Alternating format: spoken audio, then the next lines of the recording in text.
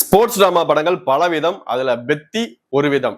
ஏன்டா அப்படின்னா இந்த படத்தோட கதை எப்படி எல்லா ஸ்போர்ட்ஸ் டிராமாலையும் ஒரு ஸ்போர்ட்டை தான் வந்து மையப்படுத்தி எடுப்பாங்க. இந்த படத்துல 3 ஸ்போர்ட்டை மையப்படுத்தி எடுக்கிறாங்க. ஏன்னா இந்த படத்தோட கதை அப்படி. கதை என்னன்னா, ஒரு மலைவாழ் கிராமம் இருக்கு. அந்த இருக்கிற மக்களுக்கு எந்த ஒரு அடிப்படை வசதியுமே கிடையாது. ரேஷன் கார்டு எதுவுமே கிடையாது. முக்கியமா ரயில்வே ஸ்டேஷன் கிடையாது.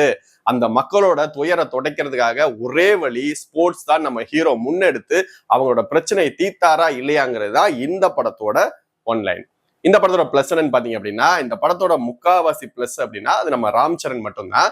ராம் சரணோட ஸ்கிரீன் பிரசன்ஸ் ஸ்டார்டிங்ல இருந்து லாஸ்ட் வரைக்கும் உண்மையிலே ரொம்ப எனர்ஜெட்டிக்காவும் சூப்பராகவும் இருக்கு. அதுவும் அவர் கிரிக்கெட் விளையாடுற விதமும் இந்த கட்டா குஸ்தி போடுற விதமும் உண்மையிலே படத்துல சூப்பரா இருக்கும். மத்தபடி வேற என்ன பிளஸ்னா, இதுல கூட நடிச்சவங்க ஜெகபதி பாபு அவர் கேரக்டர் உண்மையிலே ரொம்ப சூப்பரா அழகா பண்ணிருக்காப்ல. சிவராஜ்குமார் அவர் கேரக்டருமே நல்லா பண்ணிருக்காரு.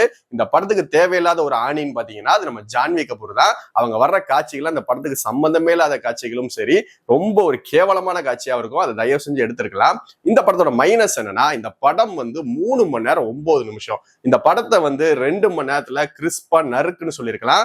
மத்தபடி இந்த படத்தை 3 மணி நேரம் ரவையா உரிச்சு எடுத்துட்டாங்க. அதுவும் ஃபர்ஸ்ட் ஹாஃப் அதுல 1 மணி நேரம் அருன்னு அறுப்பாங்க. அதுக்கப்புறம் தான் படத்தை ஆரம்பிப்பாங்க.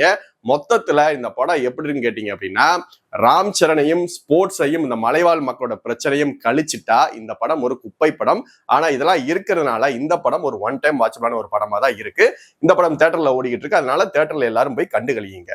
நான் உங்களுக்கு ஏகப்பட்ட வீடியோக்கள் போட்டிருக்கேன். நீங்க கொஞ்சம் நல்லா சப்போர்ட் பண்ணீங்கன்னா இன்னும் உங்களுக்கு கொஞ்சம் என்கரேஜிங்கா இருக்கும். அதனால மக்களே ப்ளீஸ் லைக் பண்ணுங்க, ஷேர் பண்ணுங்க, கமெண்ட் பண்ணுங்க, அண்ட் முக்கியமா சப்ஸ்கிரைப் பண்ணுங்க. தேங்க்யூ.